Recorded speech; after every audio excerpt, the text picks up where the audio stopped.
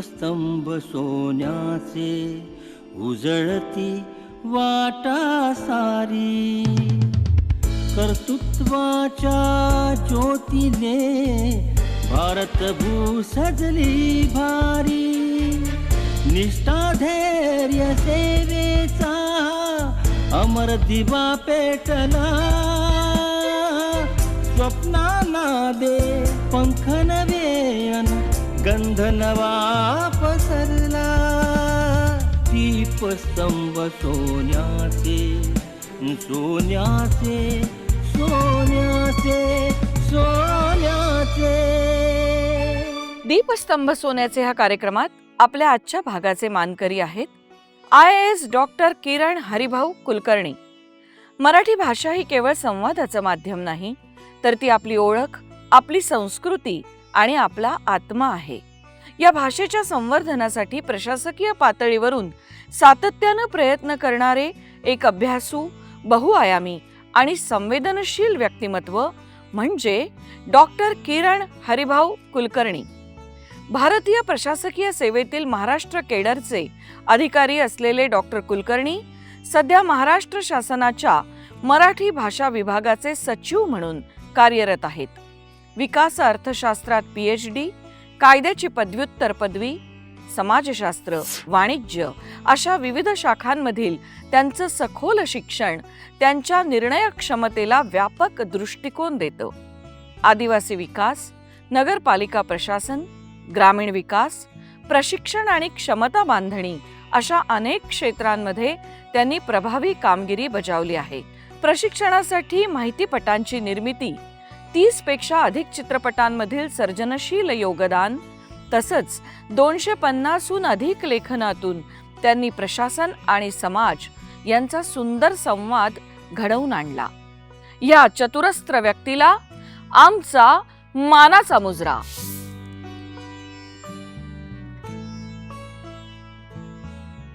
दीपस्तंभ सोन्याचे ह्या कार्यक्रमात मी डॉक्टर अरुंधती भालेराव आपलं मनःपूर्वक स्वागत करते. आज आपल्या भेटीला आले आहेत महाराष्ट्र शासनाच्या मराठी भाषा विभागाचे सचिव डॉक्टर किरण कुलकर्णी. IAS किरण कुलकर्णी. सांस्कृतिक विभागाचे सचिव म्हणून सुद्धा ते अतिरिक्त कार्यभार सांभाळतायत.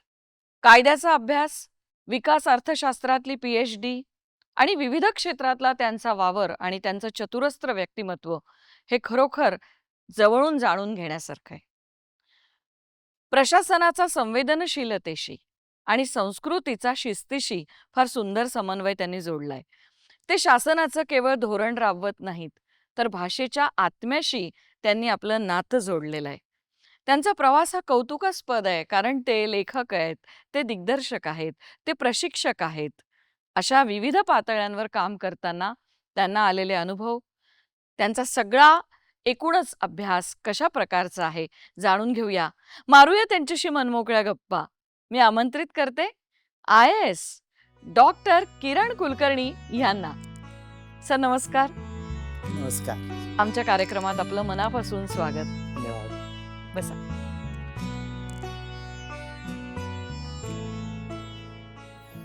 आत्ताच मी ओळख करून दिल्याप्रमाणे डॉक्टर किरण कुलकर्णी यांचा सुद्धा कार्यक्षेत्राचा जो व्यापक अनुभव आहे तो जाणून घेण्याची तुमच्या इतकीच मला सुद्धा उत्सुकता आहे.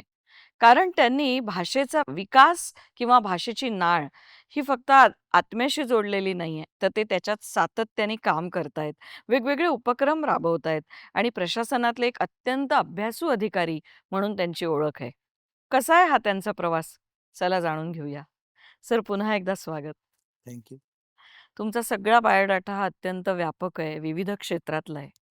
अगदी सुरुवातीला मला जाणून घ्यायला आवडेल की आजच्या डिजिटल युगामध्ये मराठी भाषेसमोरची कुठली आव्हानं आहेत किंवा कुठल्या संधी आहेत असं तुम्हाला वाटतं? मराठी भाषेला अभिजात दर्जा मिळाला आणि त्याच्यानंतर माझं या विभागामध्ये स्थानांतरण झालं. तेव्हापासून मी थोडा अधिक अभ्यास केला, तर मराठीचं अभिजात रूप, प्राचीन रूप, मध्ययुगीन रूप, संत काळातलं रूप, त्याच्यानंतर ऐतिहासिक काळामध्ये मराठीचं प्रकट झालेलं रूप, हो. या सगळ्यापेक्षा आत्ताच्या काळामधलं जे डिजिटल रूप आहे, हे सुद्धा मला तेवढंच विलोभनीय वाटतं आहे. क्या बात. त्याचं कारण असं की खरोखरच अनेक मराठी तरुणांनी डिजिटल मराठीसाठी फार प्रामाणिकपणे प्रयत्न केलेले आहेत आणि ते यशस्वी प्रयत्न आहेत. मराठी चॅनेल्स आहेत, मराठी ब्लॉगर्स आहेत आणि मराठी मोठ्या प्रमाणात ऑनलाईन वाचली सुद्धा जाते आहे, असा डेटा आमच्याकडे आलेला आहे. त्यापेक्षाही केंद्र सरकारचं जे भाषिणी या नावाचं ॲप आहे, या ॲपमध्ये अनेक भाषांचा समावेश आहे, त्याच्यात मराठी पण आहे. या ॲपला आपल्या राज्यातर्फे आपण काही विशेष मदत करतो आहे.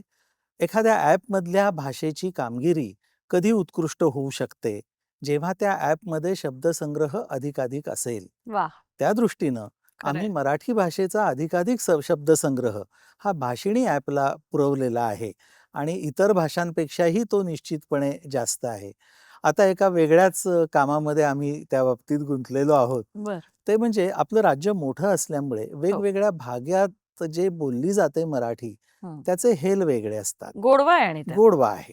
त्याच्यामुळे स्पीच टू टेक्स्ट ही सर्व्हिस जर आपल्याला भाषिणी ॲपतर्फे घ्यायची असेल, बरं. तर त्याच्यासाठी वेगळ्या-वेगळ्या भागातले हेल त्या ॲपला समजले पाहिजेत आणि हं. म्हणून सोलापुरी हेलमधलं बोलणं, नागपुरी बोलणं, खानदेशी. खानदेशातलं, कोल्हापुरी असेल, कोकणी असेल, आहे मराठीच. हो. तर या सगळ्या मराठीची वेगळी-वेगळी रूपं आम्ही कॅप्चर करतोय आणि त्याचा साठा आम्ही भाषिणी उपयोजकाला देतो क्या आहोत. बात है. जेणेकरून आपल्या भाषेचा दर्जा भाषिणी उपयोजकामधलं जे काही भाषांतरण आहे, त्यामध्ये सर्वोत्कृष्ट राहू शकेल.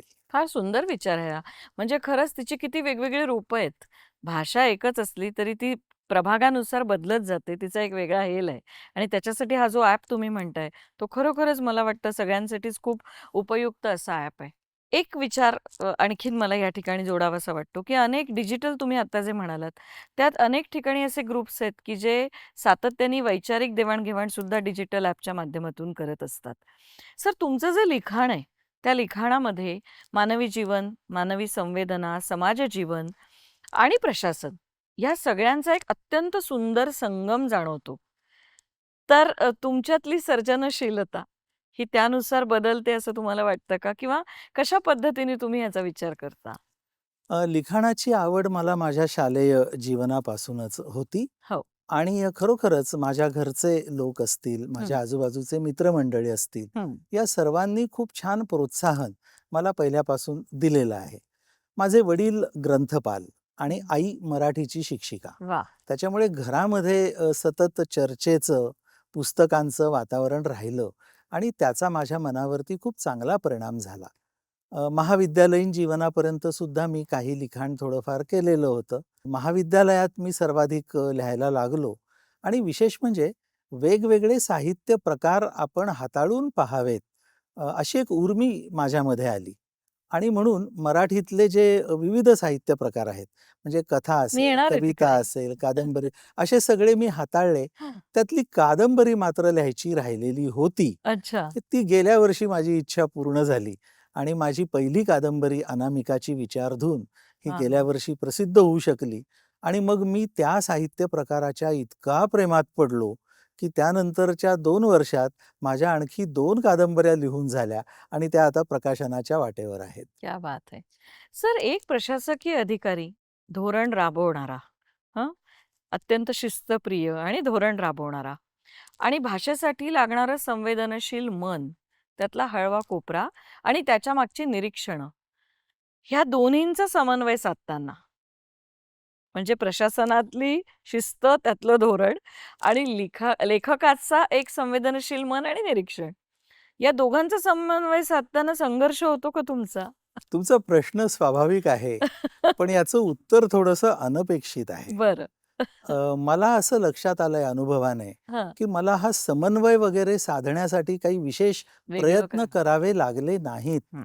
आणि त्याचं कारण मला असं वाटतं, की शासकीय नोकरी ही अशी एक संधी असते, की तुम्हाला समाजाचे विविध थर हे जवळून पाहायला मिळतात. हं. म्हणजे अगदी थोडं स्पष्ट बोलायचं तर चोर दरोडेखोरांपासून ते सज्जनांपर्यंत, श्रीमंतांपासून ते अतिगरिबापर्यंत असे सगळे थर बघायला मिळतात आणि ती अनुभवांची एवढी मोठी बँक असते, खरंय. की तुम्ही घ्याल तेवढे अनुभव कमी. त्यामुळे एखाद्या संवेदनशील लेखकाला, तो जर शासकीय नोकरीत असेल, तर अनुभवांचा जो विशाल पट त्याच्यापुढे निर्माण होतो, त्यातून अनुभव निवडणं आणि त्यातून लेखन करणं, विशेषतः त्या अनुभवांकडे अतिशय संवेदनशीलतेनं पाहणं, मानवी स्वभावाच्या दृष्टिकोनातून पाहणं आणि प्रत्येक अनुभवाकडे हा एक नवीन अनुभव आहे अशा पद्धतीनं पाहणं, या दृष्टिकोनाचा मला निश्चित फायदा झाला.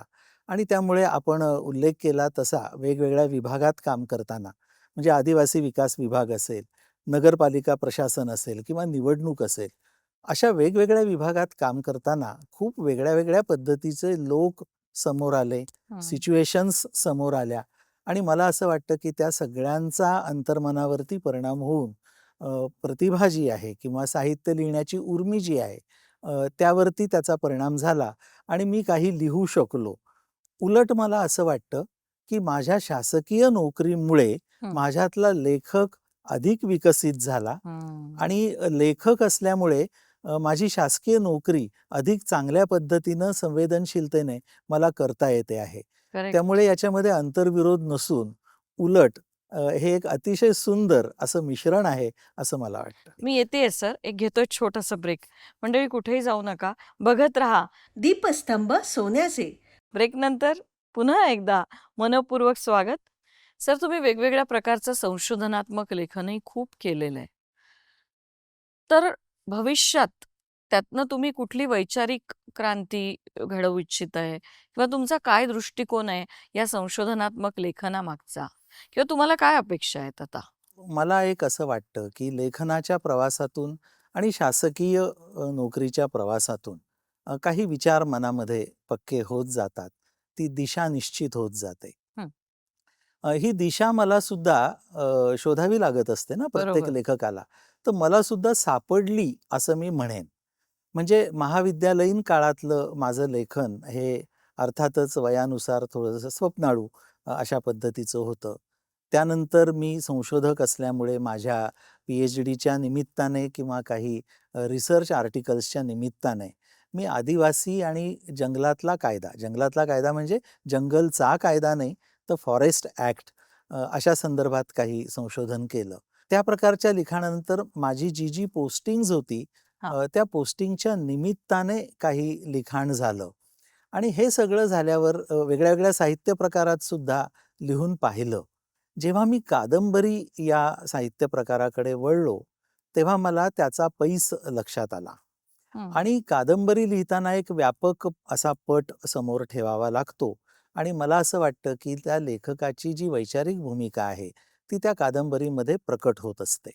त्याप्रमाणे अनामिकाची विचारधून या कादंबरीमध्ये माझ्या मनातले जे विचार आहे किंवा जी विचारांची धारा आहे ती चांगल्या पद्धतीने प्रकट झाली आहे, असं मला वाटतं. कारण त्या कादंबरीचा नायकच मुळी विचार हा आहे. हं. पहिली कादंबरी विचार याच्या नायकत्वाखाली लिहिल्यानंतर दुसरी जी कादंबरी लिहिली, त्या कादंबरीचं नायकत्व राज्यघटनेकडे होतं. राज्यघटना या विषयाभोवती ती दुसरी कादंबरी लिहिली गेली. त्याचं नावही मोठं इंटरेस्टिंग आहे. शिष्टीम असं त्या कादंबरीचं शिष्टू. नाव आहे. अच्छा. म्हणजे षटकोनाचा. हो, हो. आणि तिसरी कादंबरी ज्याचं लेखन आत्ता चालू आहे, त्याचं हां. नाव सुद्धा ठरलेलं नाही. या तिसऱ्या कादंबरीचं नायकत्व आहे ते संस्कृतीकडे. अच्छा. तर मला असं वाटतं की विचार, त्यानंतर राज्यघटना, हं. त्यानंतर संस्कृती, हं. कदाचित पुढची कादंबरी माझी भाषा या विषयावरती असू शकते. तर मला वाटतं ही एक साखळी आहे.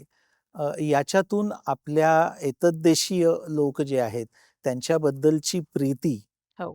प्राचीन काळापासून ज्या गोष्टी चालत आल्या आहेत हं. त्याबद्दलचं कुतूहल आणि वर्तमान काळाशी त्याची सांगड घालताना काही पृथक्करणाचा प्रयत्न ही माझी वैचारिक बैठक आहे.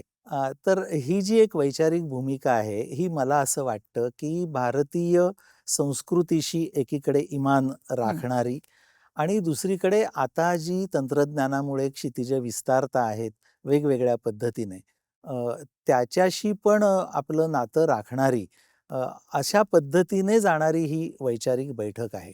पण याही पलीकडे मला असं वाटतं, माझ्या एका कादंबरीतल्या कवितेमध्ये त्याचा उल्लेख आलेला आहे, की आपलं नातं नक्की कशाशी आहे असं आपण लक्षात ठेवलं पाहिजे. तर आपलं नातं हे ग्रहगोलांशी आहे. हा. म्हणजे we are actually star stuff. म्हणजे बिग बँग थिअरी जर आपण गृहीत धरली, तर स्टार स्टफमधूनच सगळ्या विश्वाची निर्मिती झाली, पृथ्वीची झाली, पृथ्वीवरच्या जीवांची झाली आणि मानवाची पण झाली. तर आपलं नातं जर खगोलांशी असेल, तर खगोलांचा जो निरपेक्षपणा आहे, तो आपल्या स्वभावामध्ये, वागणुकीमध्ये यायला पाहिजे आणि क्षुल्लक अशा काही जातीभेदाच्या भिंती असतील, धर्माच्या भिंती असतील, देशांच्या भिंती असतील, हम्म. तर त्याकडे आपण एका वेगळ्या दृष्टीनं पाहिला पाहिजे आणि व्यापक पद्धतीने आपण जर पुढे गेलो, तर विज्ञानाची कास धरून आपल्याला अतिशय चांगल्या पद्धतीने मानवतेला पुढे नेता येईल. माझी या मानवतेसाठीची कॉन्ट्रिब्युशन काय? असा विचार जर प्रत्येकाने केला, तर मला वाटतं अगदी धुळीच्या कणा एवढी का होईना, पण कॉन्ट्रिब्युशन आपण प्रत्येकजण करू शकतो, अशी माझी विचारांची दिशा आहे. छान. सर, तुम्ही कथा लिहिता, कविता लिहिता, तुम्ही कादंबरी लिहिता, आत्ताच तुम्ही सांगितलं, आणि त्याबरोबरच तुम्ही अनुभवाच्या आधारे पण वेगवेगळ्या प्रकारचं संशोधनात्मक लेखन सातत्याने करत असता. सर्जनशीलता हे सगळ्या वेगवेगळ्या प्रकाराला, साहित्य प्रकाराला हाताळत असताना कशी बदलते? सर्जनशीलता बदलत नाही. मला असं वाटतं, की सर्जनशीलता हा एक स्वभावाचाच भाग असतो, कोपरा असतो. हं. त्यामुळे मध्ये एका माझ्या मुलाखतीमध्ये मला हां. असा प्रश्न विचारला गेला, हां. की प्रशासनामध्ये सर्जनशीलता कशा पद्धतीनं तुम्ही वापरता हं. आहात? मला तो प्रश्न अतिशय आवडला. त्याचं कारण असं, की आपल्या रोजच्या जीवनामध्ये सुद्धा, आपल्या बोलण्यामध्ये, आपल्या कामामध्ये, आपल्या लेखनामध्ये, आपण लेखनामध्ये जे साहित्य प्रकार निर्माण करत असतो, त्यामध्ये सर्जनशीलता ही उपस्थित असते. हो. तिचा आविष्कार कशा पद्धतीने व्हावा, ही एक मानसशास्त्रीय आणि गुंतागुंतीची गोष्ट आहे. खरं म्हणजे त्याचा शोध घेणं हे सुद्धा फार इंटरेस्टिंग असतं. हं. आणि तुम्हाला सांगायला हरकत नाही, की कधी-कधी मी असा एक मनातल्या मनात विचार करण्याचा उद्योग करतो, की अमुक पद्धतीनं मी जर लिहिलेलं असेल, तर ते मी तसं लिहिलेलं आहे. म्हणजे त्या फॉर्मॅटमध्ये लिहिलं, वाक्य ती वापरली, शब्द विशिष्ट पद्धतीने वापरले हं, हं, आणि त्या शब्दांचा अर्थ मला हा अपेक्षित आहे. हे कुठून आलं असेल? हं, माझ्या कुठल्या बालपणीच्या अनुभवाशी हे निगडीत आहे? हं, किंवा महाविद्यालयातल्या माझ्या कुठल्या वागण्याशी हे निगडीत आहे, हे हं, स्वतःपुरतं शोधणं हा एक फार आनंदाचा ठेवा असतो हं, आणि तसं करायला मला आवडतं. तर तुमच्या प्रश्नाचं उत्तर असं, की सर्जनशीलता बदलत नसते, हं. तिच्या आविष्काराचं स्वरूप बदलत असतं आणि ते बदलायलाही हवं. म्हणजे नाट्यामध्ये तुम्ही ज्या पद्धतीचा आविष्कार सर्जनशीलतेचा कराल, हं. त्याच्यापेक्षा नाट्यछटेमध्ये वेगळा असणार, अगदीच. कवितेमध्ये वेगळा असणार. त्या तर त्या साहित्य प्रकाराची गरज समजून झालेला बदल. त्याप्रमाणे होतं. अगदी. आविष्कारामध्ये निश्चित फरक असतो. हां. सर, मराठी भाषा, मराठी साहित्य आणि प्रशासन यांचा भविष्यातला संगम तुम्ही कसा बघता हे जाणून घ्यायचंय. पण त्याआधी एक पुन्हा छोटासा ब्रेक. मंडळी, कुठेही जाऊ नका. बघत राहा दीपस्तंभ सोन्याचे. दीपस्तंभ सोन्याचे. ब्रेकनंतर पुन्हा एकदा मनःपूर्वक स्वागत. आपण गप्पा मारतो आहोत महाराष्ट्र शासनाच्या मराठी भाषा विभागाचे सचिव डॉक्टर किरण कुलकर्णी यांच्याशी. सर, आता मी विचारलं तसं आपण जो प्रश्न विचारला, की मराठी भाषा आणि प्रशासन याचा संगम. याचा संगम, अतिशय चांगला प्रश्न आहे हा. थोडीशी पार्श्वभूमी म्हणून माहिती सांगतो हं. आपल्याला. 1960 साली जेव्हा संयुक्त महाराष्ट्र निर्माण झाला, त्यानंतर 1964 मध्ये महाराष्ट्र राजभाषा अधिनियम हा अस्तित्वात आला आणि त्या अधिनियमान्वये आपण मराठी ही राजभाषा म्हणून स्वीकारलेली आहे. त्यामुळे मराठी भाषा विभागाचं एक प्रमुख काम असं आहे, की त्या अधिनियमातल्या ज्या तरतुदी आहेत, त्याप्रमाणे कामकाज चालवणे. त्या अधिनियमामध्ये सर्व शासकीय कार्यालयांमध्ये मराठीचा वापर हा एक भाग आहे. त्याचबरोबर असा वापर होत नसल्यास किंवा लोकांना, नागरिकांना काही अडचणी येत असतील, तर काही समित्या तयार केलेल्या आहेत. हं. म्हणजे जिल्हा पातळीवरती जिल्हाधिकारी यांच्या अध्यक्षतेखालची समिती आहे. त्याचबरोबर राज्य पातळीवरती मराठी भाषा विभाग जो आहे, आमचे 4 घटक संस्था आहेत. म्हणजे भाषा संचालनालय ही हो. एक संस्था आहे. हो. त्यानंतर विश्वकोश निर्मिती मंडळ आहे. हो. साहित्य आणि संस्कृती मंडळ आहे आणि राज्य मराठी विकास संस्था आहे.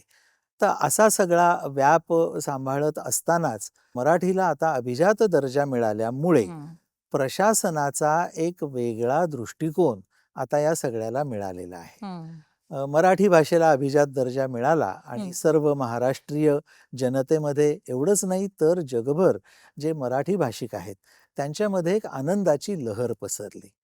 आणि अभिजात भाषेच्या पार्श्वभूमीवरती आता मराठीसाठी काय काय आपल्याला करता येईल याचा विचार वेगळ्या वेगळ्या पातळ्यांवरती सुरू झाला. तसा तो शासन पातळीवरती पण सुरू झाला. मराठी भाषेसाठी म्हणून आणि विशेषतः अभिजात भाषेच्या संवर्धनासाठी जोपासनेसाठी म्हणून केंद्र शासनाच्या नियमाप्रमाणे आपण एक ज्याला आपण सविस्तर प्रकल्प अहवाल म्हणतो, DPR, तो आम्ही तयार केलेला आहे. तो आता अंतिम टप्प्यात आहे. पुढच्या फेब्रुवारी-मार्चमध्ये तो सादर होईल आणि तो केंद्र शासनाला मान्य झाल्यानंतर त्या पद्धतीनं कामकाज सुरू होईल. त्यातल्या 1-2 गोष्टी फक्त सांगतो कारण तो अक्षरशः शेकडो पानाचा असा तो प्रकल्प अहवाल आहे. त्याच्यामध्ये विशेषतः जुन्या हस्तलिखित पोथ्या ज्या वेगवेगळ्या मठांमध्ये, देवळांमध्ये, घरोघरी या विखुरलेल्या आहेत, त्यांचं आयडेंटिफिकेशन करणं, त्यांची नोंद करणं, त्यांच्या जतन संवर्धनासाठी म्हणून ज्या काही शास्त्रीय पद्धती आहेत त्या वापरून त्यांचं जतन संवर्धन करणं, त्यांचं डिजिटायझेशन करणं हा एक महत्त्वाचा भाग आहे. अनुवाद हा एक दुसरा महत्त्वाचा भाग आहे. म्हणजे इतर भाषातून मराठीत आणि मराठीतलं उत्कृष्ट साहित्य इतर भाषात. तर असे अनेक मुद्दे आम्ही त्या अहवालामध्ये घेतलेले आहेत. सर, अगदी मुलाखतीच्या अंतिम टप्प्यात आहोत. खरं खूप बोलायचंय पण अर्थात वेळेची मर्यादा आहे. हे सगळं करत असताना, अनेक उपक्रम राबवत असताना तुमच्यातली ऊर्जा तुम्ही कशी टिकवून ठेवता? अगदी खरं सांगायचं तर हे काम करायला मिळणं ही हीच मला ऊर्जा आहे. मिळालेली संधी हीच समजतो ऊर्जा आहे. आणि तीच ऊर्जा आहे. मला काम करताना इतका आनंद मिळत असतो की अक्षरशः तहान-भूक विसरून किंवा थकवा विसरून कामामध्ये रममाण झाल्यासारखं होतं आणि ही ऊर्जा कायम राहते. अनेक उपक्रम तुम्ही राबवले आहेत आणि सातत्याने राबवत आहात. तुम्हाला सगळ्यात समाधान देणारा उपक्रम कुठला वाटला आतापर्यंत? हे म्हणजे एखाद्या आईला तुला विचारण्यासारखं आहे कुठलं की मूल कुठलं लाडकं? बाळ आवडतं. तर असं नाहीये.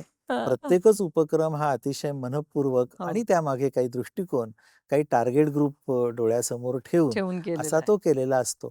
काही उपक्रम छोटे असतात, हो. काही उपक्रम मोठे असतात. काही उपक्रमांमध्ये जनतेची मोठ्या प्रमाणात सहभागिता अपेक्षित असते आणि काही उपक्रम अक्षरशः शासकीय कार्यालयाच्या पातळीवरती असतात. काही बाबतीत आम्हाला मानसशास्त्रीय विचार करून सुद्धा पुढे जावं लागतं. हे तर सगळं असताना सुद्धा म्हणजे तुम्ही एकीकडे वेगवेगळं लेखन करता, प्रशासनामध्ये वेगवेगळी पदभार तुम्ही सांभाळता. हे सगळं करत असताना वेळेचं व्यवस्थापन कसं करता? जेव्हा ज्याची उर्मी असेल ते काम करायचं. हे मला वाटतं याचं इंगित आहे. तर वेळ काढावा लागतो असं मला वाटत नाही. आवडीच्या मला कामासाठी तो निघतो. मला वेळ मिळतो. मला लिखाणाला वेळ मिळतो. माझी कामं सगळी वेळेत पूर्ण होतात. रोज संध्याकाळी माझ्या टेबलवरती एकही फाईल किंवा मराठीत ज्याला नसती म्हणतात, ती प्रलंबित नसते. राहत नाही. याचा मला आनंद आहे. सर, प्रशासकीय अधिकारी म्हणून तुम्ही समाजासाठी एक उत्तम उदाहरण आहातच. भविष्यात मराठीला अधिक सुगीचे दिवस येतील अशी अपेक्षा करायला हरकत नाही. आज तुम्ही आमच्या स्टुडिओत आलात आणि खरोखर तुमचा हा सगळा प्रवास इतका इंटरेस्टिंग आहे, तो उलगडून दाखवलात. त्याबद्दल मनापासून आभार. धन्यवाद. मंडळी, महाराष्ट्र शासनाच्या मराठी भाषा विभागाचे सचिव डॉक्टर किरण कुलकर्णी यांच्याशी मी आत्ता गप्पा मारत होते. प्रशासनातलं धोरणात्मक कार्यक्रम आणि वेगवेगळे उपक्रम आणि मराठी भाषा साहित्य प्रकार या सगळ्या क्षेत्रात ते लिलया वावरतात. त्यांच्याशी भेटून खूप छान वाटलं, गप्पा मारून खूप छान वाटलं आणि भविष्यात मराठीला अधिक सुगीचे दिवस येतील अशी अपेक्षा नक्की करूया. नक्की बघत जा. प्रत्येक शनिवारी रात्री 8:30 वाजता, रविवारी सकाळी 8 वाजता आणि सोमवारी दुपारी 2 वाजता दीपस्तंभ सोन्याचे. नमस्कार.